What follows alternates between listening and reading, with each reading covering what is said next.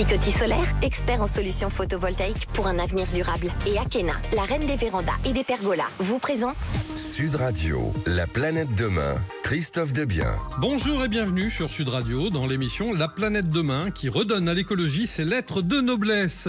Aujourd'hui, dans la seconde partie de notre émission, j'aurai l'honneur de recevoir Emmanuel Moirand, expert en intelligence artificielle et CIO de Aztec, société qui est un cabinet en fait de conseil en transformation digitale pour le secteur bancaire et les assurances. Bonjour Christophe. Bonjour, mais pour l'heure, j'ai le plaisir de recevoir Aline Bernardo, qui est directrice RSE du groupe Rhinos, qui est une agence indépendante de marketing relationnel qui a été créée en 98 à La Rochelle par Pierrick Briand et qui est toujours le président d'ailleurs de cette société, si j'en crois mes compétences en matière de recherche. C'est bien ça, Christophe. Bonjour Aline. Bonjour. Le groupe Rhinos est spécialisé dans l'animation de réseaux commerciaux, des problématiques de motivation, fidélisation et parrainage. Est-ce que vous pouvez nous présenter plus en détail ce fameux groupe Rhinos, s'il vous plaît ? Oui, avec plaisir. Merci de me recevoir déjà. Donc nous sommes un groupe, comme vous l'avez dit, basé à La Rochelle. Nous employons 130 personnes. Au sein de notre siège social en majorité. Et nous réalisons donc des programmes relationnels sur mesure pour accompagner nos clients dans la réussite de leur performance commerciale. Et pour cela, on a des expertises métiers qui sont 100% intégrées, avec notamment l'analyse des data, la stratégie et conseil en marketing, mais aussi le web engineering pour le développement de plateformes digitales, que ce soit des sites web ou des applications. Et on a toute la gestion de la récompense qu'on appelle le cadeau d'affaires pour pouvoir fidéliser un portefeuille de clients existants ou encore en recruter de nouveaux. Alors, est-ce que vous pouvez, puisque vous êtes directrice RSE du groupe, est-ce que vous pouvez nous expliquer ce qu'est la RSE précisément ? Avec plaisir. Donc la RSE, la responsabilité sociétale des entreprises, c'est en fait la contribution des entreprises à leur échelle au principe du développement durable. Concrètement, ça veut dire qu'une entreprise qui souhaite mettre en place cette démarche RSE va essayer de réaliser son activité économique en préservant au maximum l'environnement et puis en ayant un impact sociétal positif. Et il existe une réglementation sur la RSE et si oui, quelles sont les obligations des entreprises justement ? Alors oui, il existe plusieurs réglementations et c'est ce qui d'ailleurs rend un peu complexe sa compréhension et sa mise en application parce que la réglementation est à l'échelle française, européenne, mais aussi internationale. Je me permets juste avant de vous parler de cette réglementation d'une norme de référence qui s'appelle la norme ISO 26000. C'est un standard international qui définit le périmètre de la RSE. Et en fait, les réglementations, que ce soit françaises ou européennes, se sont appuyées sur cette norme internationale pour pouvoir définir les réglementations. Donc, à l'échelle française, on a la loi Pacte qui a été entrée en vigueur en 2019. Et elle instaure la notion de RSE dans la définition même de ce qu'est une entreprise. On a modifié la définition d'une entreprise. Elle est censée, du coup, réaliser son activité en prenant en compte ses impacts sociaux et environnementaux. Et cette réglementation permet aussi de pouvoir créer sa propre raison d'être et de transformer son statut de société en société à mission. Ça, ce sont des options, ce ne sont pas une obligation. Alors, justement, toutes les entreprises sont-elles concernées par les RSE ? Sur le principe, oui. On est censé en tout cas, réaliser de manière durable et responsable son activité. C'est ce que la loi Pacte essaye d'insuffler au niveau de toutes les entreprises, peu importe leur taille. Mais dans les faits, en fait, il y a surtout des réglementations qui oblige les plus grandes entreprises, les entreprises de taille intermédiaire. On peut dire que pour les TPE, les PME, c'est plutôt une démarche volontaire encore aujourd'hui. Alors si ce n'est pas une obligation justement pour le groupe Rhinos, puisque le groupe Rhinos n'est pas dans la catégorie des très grosses entreprises, pour quelles raisons le groupe a-t-il déployé une démarche RSE ? Par conviction, tout d'abord. Nous sommes convaincus que nous avons notre rôle à jouer dans le déploiement du développement durable. On est persuadé qu'il est nécessaire de modifier la manière de travailler, son activité pour avoir j'allais dire être plus responsable et plus durable. Et puis surtout, c'est un gage de qualité et de responsabilité important pour aussi nos clients. De voir qu'une entreprise travaille à essayer de mener ses activités pour contribuer à son échelle, certes, mais à un monde durable, plus juste. Alors, comment justement avez-vous mené cette démarche RSE au sein du groupe ? Alors, on a eu des actions RSE depuis très longtemps, même depuis la création de l'entreprise, que notre PDG Pierre Briand a toujours été... a toujours porté une attention particulière, en tout cas au bien-être de ses salariés. Donc cette dimension sociale, on l'avait déjà. Mais on a décidé de cadrer cette démarche davantage il y a un petit peu plus de 2 ans de ça. Donc la direction générale a pris la décision de créer cette direction RSE. Et puis nous avons créé un comité RSE en interne qui est composé de différents collaborateurs référents dans les différents métiers, justement pour pouvoir donner de l'élan à cette démarche sur l'ensemble de notre activité. Et on a basé en fait l'ensemble des améliorations qu'on a listées sur un audit qu'on a fait sur la base de la norme ISO 26000. Alors, au-delà des politiques et des procédures formalisées, est-ce que vous avez des exemples d'actions sociales et solidaires que vous avez réalisées ou que vous êtes en train de réaliser dans le groupe ? Alors, dans le domaine social et solidaire, on a participé à la course des héros, qui est un challenge de pas en juin dernier. L'objectif, en fait, c'est de pouvoir inciter les collaborateurs à inclure à leur quotidien de la marche, parce que c'est très bon pour la santé. Il y a de nombreux bénéfices. Et dans le cadre de ce challenge-là, sur 10 jours, ils ont réalisé un petit peu plus de 8 millions de pas. Donc, c'est 6000 kilomètres quand même, au total, bien entendu. Par ces pas qui ont été réalisés, nous avons pu reverser au prorata un don à une association qui s'appelle Camille Sport et Cancer et qui crée des programmes physiques thérapeutiques pour accompagner améliorer en tout cas la qualité de vie et augmenter les chances de rémission des personnes atteintes de cancer. Donc nos collaborateurs, ils ont marché à la fois pour leur santé et pour celle des autres.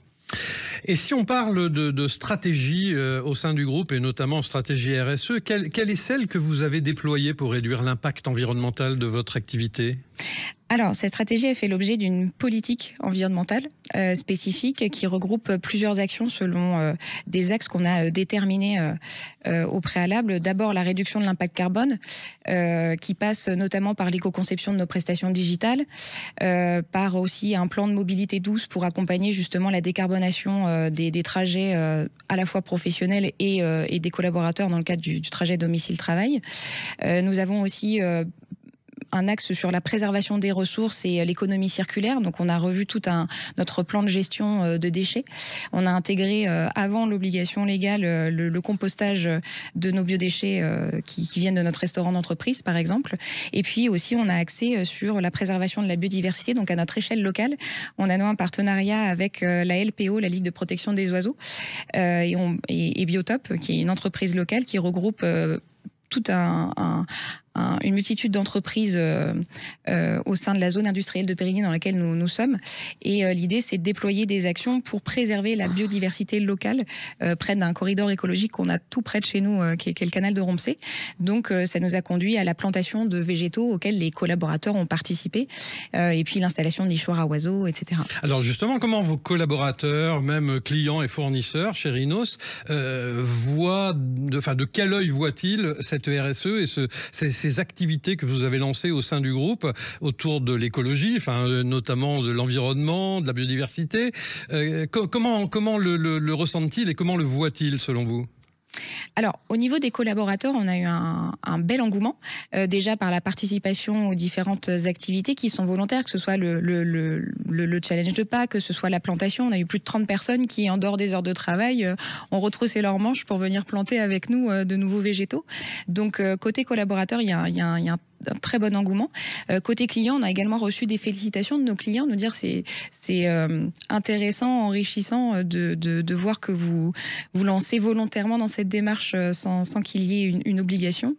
Et puis, de la part de nos fournisseurs et prestataires, on s'est allié déjà depuis plusieurs années avec certains prestataires qui sont engagés aussi dans cette démarche-là, et on essaye justement davantage de faire grandir ces partenariats pour offrir des programmes relationnels responsables et durables. Alors je sais que vous avez aussi créé un fonds, l'entreprise a créé un fonds, le fonds de dotation Rhinos. Quelle est sa vocation ? Alors, sa vocation, c'est de soutenir des projets qui œuvrent pour la préservation de l'eau sous toutes ses formes et la préservation de l'environnement et de la biodiversité plus particulièrement. Alors, pourquoi avoir créé ce fonds Rhinos finalement ? Pour faire plus grand. Comme toute entreprise, nous sommes limités en temps, en budget, pour pouvoir agir positivement à la préservation du vivant. Et de ce fait, il est plus simple de rassembler des entreprises citoyennes et engagées qui ont envie de faire changer les choses positivement, de pouvoir justement répercuter une partie de leur activité positivement en contribuant au financement de projets à plus grande échelle, que ce soit national ou international. Et quelles sont les causes que vous soutenez aujourd'hui ?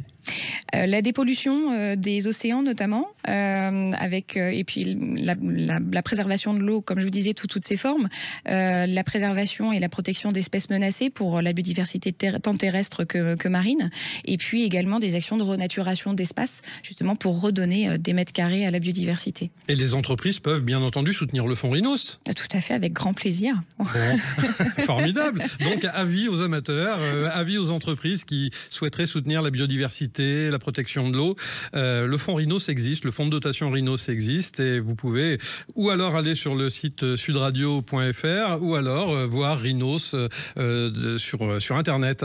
Merci infiniment, chère Aline Bernardo, directrice RSE du groupe Rhinos, agence indépendante de marketing relationnel spécialisée dans l'animation des réseaux commerciaux, des problématiques de motivation, fidélisation et parrainage. Nous nous retrouvons dans un court instant sur Sud Radio avec Thibaut le French Trotter de notre émission, bien sûr, pour un nouveau reportage en immersion. À tout de suite. Picoty Solaire, expert en solutions photovoltaïques pour un avenir durable. Et Akena, la reine des vérandas et des pergolas, vous présente Sud Radio. La planète demain, Christophe Debien. Alors nous voici de retour sur Sud Radio, la planète demain. Bonjour Thibaut, cette semaine vous revenez sur l'inauguration récente du nouveau siège de GRDF qui a été entièrement éco-conçu. Vous pouvez nous en dire plus ? Absolument Christophe, et c'est tout un symbole car ce nouveau siège incarne tous les efforts de GRDF en matière de décarbonation grâce à des technologies innovantes proposées par le constructeur WO2. Alors j'ai visité ce bâtiment, 35 000 m², situé au cœur de la plaine Saint-Denis au nord de Paris, et il fait la part belle au bois et au bien-être des 1800 collaborateurs qui y travaillent. Et je vous propose tout de suite d'en savoir plus grâce à Marc Lafont, président exécutif de WO2, qui nous en dit plus sur ce projet. Notre brief à nous, c'était de proposer un immeuble avec une empreinte carbone divisée par 2 par rapport à tout ce qui se faisait autour et par rapport aux meilleurs standards de marché lorsqu'on achète le terrain et lorsqu'on se positionne en 2021. Et donc on a beaucoup travaillé le produit pour proposer un immeuble avec une empreinte carbone extrêmement basse. On est sous les 700 kg de CO2 équivalent sur cet immeuble. Et lorsqu'on a rencontré GRDF, on s'est aperçu qu'il y avait une très grande complémentarité entre ce que nous on cherchait, c'est-à-dire réduire l'empreinte carbone de la construction, et ce que cherchait GRDF, c'est-à-dire un manifeste pour exprimer le virage stratégique qu'ils ont opéré du gaz naturel vers le biogaz. Et donc cette grande complémentarité finalement, elle s'est traduite dans 2 processus très forts. Dans un premier temps, ensemble, on est venu réduire l'empreinte carbone de cet immeuble, nous avec le bois sur la phase de construction, GRDF avec le biogaz sur la phase d'exploitation, et puis ensuite l'ambition qu'on avait nous, c'était de proposer un produit radicalement différent en termes de confort, de design, d'ergonomie, d'acoustique, de qualité de vie, d'espace extérieur, de rapport à la nature. Et GRDF s'est totalement inscrit là-dedans, puisque dans tout leur projet d'aménagement, on a bien senti qu'il y avait également cette attention au produit et qu'il y avait la volonté de proposer un immeuble qui, pour les collaborateurs, permette de créer un grand mouvement d'entreprise autour de ce déménagement. Est-ce qu'il y a des enjeux particuliers à relever? Est-ce qu'il y a des difficultés particulières dans ce projet? La difficulté, c'est toujours celle-ci. Aucune concession sur le produit. Aucune concession sur la qualité des espaces, aucune concession sur l'empreinte carbone, mais cette nécessité de tenir un calendrier de déménagement qui, lui, était gravé dans le marbre. L'utilisation du bois s'imposait tout de suite? Le bois a été extrêmement bon élève, à la fois pour réduire l'empreinte carbone, également pour tenir le calendrier. On était sur un chantier où la totalité de la superstructure était en matériaux bois, donc ça nous a permis de préfabriquer cette superstructure et de diviser le temps de gros œuvre par 2 par rapport à ce qu'aurait été un chantier traditionnel. Donc, on a pu tirer avec ce chantier l'ensemble des avantages de la construction bois, à la fois sur le volet carbone, mais également sur le volet optimisation des délais, minimisation des nuisances, et puis derrière, qualité de produit. Et justement, je suis avec Alice Blondel, marketing manager de Stora Enso, l'entreprise qui a livré le bois qui a permis de construire les planchers et les plafonds de ce beau bâtiment. Alors ce bois, quelles sont ses caractéristiques ? Alors c'est ce qu'on appelle du CLT, le bois lamellé croisé, où on a coupé les parties nobles d'un arbre pour ensuite en faire des planches contre-collées à angle droit. Ça lui donne des très grandes capacités de résistance, de portance, et puis c'est durable. Ce bois a stocké du carbone pendant qu'il a poussé et va le garder pendant toute la durée d'un bâtiment. Et en plus, il sent bon et il donne une impression extrêmement agréable et chaleureuse à tous les occupants des bâtiments qui vont le voir tous les jours. Il vient d'où ce bois ? Ce bois, il a poussé en Autriche, dans des forêts qui sont extrêmement nombreuses, qui sont gérées durablement, où on fait très attention à replanter à chaque fois qu'on a coupé. Et il est ensuite traité et découpé avec une extrême précision dans une usine qui est au cœur de ces forêts. Donc on a des empreintes de transport très très courtes. Et dans des constructions et une façon de produire qui est extrêmement durable. On réutilise absolument tout le bois pour en faire ensuite d'autres produits et du bois énergie. Merci beaucoup Thibaut, on vous retrouve dimanche prochain pour la suite de ce reportage lors duquel vous nous parlerez des gaz verts. Absolument. Nous sommes maintenant de retour dans les studios de Sud Radio, dans l'émission La Planète Demain qui donne la parole aux acteurs de l'écologie positive et nous avons le plaisir d'accueillir maintenant Emmanuel Moirand, expert en intelligence artificielle et CEO de Astec, qui est un cabinet de conseil en transformation digitale pour le secteur bancaire et assurance.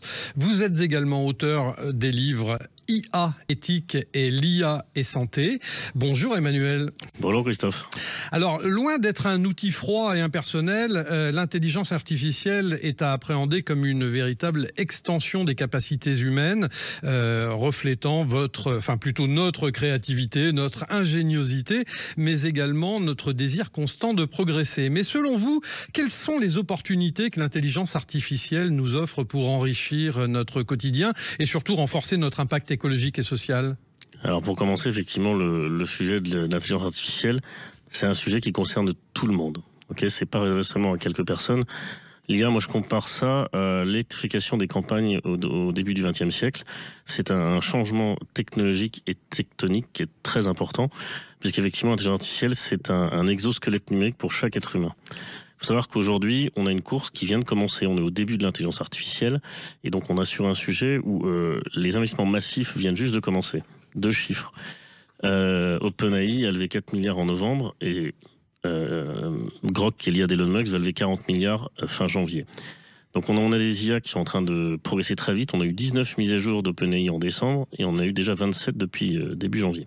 Ce qui est important, c'est que l'IA, elle a un impact sur le climat qui est assez intéressant, dont personne ne parle, parce que l'IA, elle peut relever des défis climatiques. Parce que on a des études, celle de Price par exemple, qui disent que l'IA pourrait réduire les émissions mondiales de gaz à effet de serre de 4% d'ici 2030. C'est très important. On a déjà effectivement des systèmes prédictifs d'IA. Il y en a un qui s'appelle Climataï qui marche très bien, qui anticipe et les vagues de chaleur, et les inondations, et les incendies de forêt. Donc ça, vous vous rendez compte que demain, on va pouvoir aider l'humain à gérer le climat grâce à des logiciels d'IA. Et évidemment, nourrir la planète, c'est important, mais on peut mieux la nourrir parce que l'IA peut aider à réduire la consommation d'eau dans les exploitations de 30 à 40%. Ça, c'est vraiment intéressant. Et on a un algorithme qui s'appelle Google DeepMind, ça, il faudra en parler. Google utilise pour ses centres de données, il a réduit 40% la consommation d'énergie. 120 000 foyers par an qui ont été économisés grâce à un algorithme. Alors, quelles sont les grandes questions éthiques justement posées par l'intelligence artificielle et comment peut-on y répondre ? Alors, l'IA, il y a un problème, c'est qu'il y a des préjugés et des biais qui sont dans les données de départ. Donc, je prends un exemple, l'algorithme d'Amazon recrutait systématiquement des hommes par rapport aux femmes. Et donc, Amazon a arrêté de recruter grâce à ce sujet-là, puisqu'il a modifié son algorithme. Donc, le problème de l'IA, c'est qu'il faut corriger en permanence les biais, parce que plus l'IA se développe, plus elle a des données, plus les biais sont importants. Donc, il faut que l'IA soit supervisée. C'est important, il faut que l'humain soit en haut et qu'il supervise l'IA. On a la chance d'être en Europe. On a ce qui s'appelle l'IA Act, qui a été voté il y a maintenant 1 an, et qui va permettre de protéger en fait ce qu'on appelle les IA de haute intensité qui peuvent impacter le fonctionnement de l'humanité. Alors vous parliez de recrutement, mais est-ce que l'IA va-t-elle détruire ou transformer des emplois et dans quelle proportion ? Alors ça, c'est un vrai sujet. Alors l'IA, moi, ce que je veux aujourd'hui, c'est qu'elle va créer ce qu'on appelle les métiers de demain. C'est des métiers qui n'existent pas encore. Alors, le Forum économique mondial nous a dit, il y a à peu près 3 mois, que 85% des emplois de 2030 n'existent pas aujourd'hui. Je donne juste des exemples de métiers. L'entraîneur d'IA générative, l'éthicien de l'IA et analyste des billets dont on a parlé. Donc c'est des métiers qui n'existent pas et l'IA va permettre de développer environ 100 à 150 millions d'emplois rapidement. Deuxième sujet, l'IA détruit les emplois, c'est faux. On a des entreprises qui utilisent l'IA aujourd'hui de manière concrète depuis 3-4 ans. Ils ont embauché des nouveaux salariés pour être éthiciens et surveiller les algorithmes. Donc il y a un sujet positif en termes de création d'emplois à moyen terme. Et quelles réglementations ou stratégies nationales doivent être mises en place pour l'encadrer, l'IA, justement ? Alors c'est un vaste sujet. Alors on a d'un côté du monde les États-Unis qui ont décidé de ne plus réguler du tout l'IA depuis l'arrivée au pouvoir de Donald Trump. En Chine, on sait que c'est la même chose d'une autre manière, l'IA n'est pas régulée du tout. Et en Europe, on a l'IA Act qui nous protège, qui va protéger les entreprises, puisqu'il faut respecter il y a 7 points dans l'IA Act qui obligent les entreprises à respecter l'utilisation de l'IA pour protéger les données personnelles, les RGB, etc. On a la chance en Europe d'avoir une capacité de faire une IA pragmatique et qui respecte les données personnelles. Par contre, c'est pas pareil pour le reste du monde. Alors, justement, vous parliez des USA. L'Europe peut-elle devenir un leader mondial en intelligence artificielle ? Alors, je vais vous répondre d'une manière transparente. L'Europe, il va falloir qu'elle évite la fuite des cerveaux. C'est déjà le premier point. L'Europe a besoin aujourd'hui d'être en capacité de mettre des projets en marche qui fonctionnent, qui soient efficaces, avec des fonds extrêmement importants. Je vous ai dit que les levées de fonds aux États-Unis étaient majeures depuis maintenant 3 mois. Il faut que l'Europe soit capable, évidemment, 40% des chercheurs européens en IA sont partis aux États-Unis. Donc il faut garder nos cerveaux et il faut avoir une stratégie vraiment européenne et pas seulement française. Est-ce qu'on peut s'attendre un jour à voir une intelligence artificielle qui développerait une conscience ? Alors, on n'en est pas là aujourd'hui, heureusement. Ce que je cherche à donner comme réponse, c'est que on a une capacité de l'IA à s'améliorer. On est dans ce qu'on appelle une IA proto-consciente. Ça date de 2024. Mais l'IA aujourd'hui, elle a toujours besoin d'humains pour gérer les modèles, pour les contrôler, pour les améliorer. Donc une IA proto-consciente, c'est le cas. Je parle plus moi d'IA émotionnelle. C'est une IA qui demain pourra comprendre effectivement, selon les moments de la journée, votre état émotionnel, ce qu'on appelle les signaux faibles, le paraverbal, le non-verbal, et elle va pas donner la même réponse en fonction de votre état émotionnel. Donc ce sera une sorte de coach qui va vous aider. Et cette émotionnelle, par contre, elle est tout près d'arriver parce qu'elle marche déjà en Corée du Sud et aux États-Unis. Alors, est-ce qu'on peut s'attendre à une nouvelle génération de solutions comme Alexa, Siri, ChatGPT ? Est-ce que ça va exister ? Oui. 2025, c'est l'ère des agents IA. C'est-à-dire qu'en fait, l'IA va vous aider à travailler dans votre journée quotidienne. Par exemple, vous allez lui demander de vous envoyer des informations toutes les 3 heures sur un sujet. Vous allez avoir un mail qui arrive dans votre boîte. Ça, c'est ce qu'on appelle les agents. Ils vont vous aider à faire des tâches que vous n'avez plus à faire. Et c'est ce qu'on appelle l'automatisation du temps. Les IA de demain, ça va être un exosquelette qui va vous enlever 30% des tâches répétitives que vous aviez avant pour vous permettre de faire d'autres tâches. Merci beaucoup Emmanuel Moirand, expert en intelligence artificielle et CEO de Astec, cabinet de conseil en transformation digitale pour le secteur bancaire et les assurances.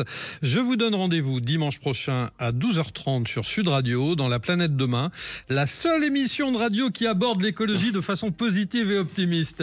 À dimanche prochain, merci. Akena, expert en carport et pergola solaire pour des économies et un avenir durable. Et Picoty Solaire pour que l'avenir s'éclaire avec des choix durables. Vous ont présenté Sud Radio, La Planète Demain, Christophe Debien.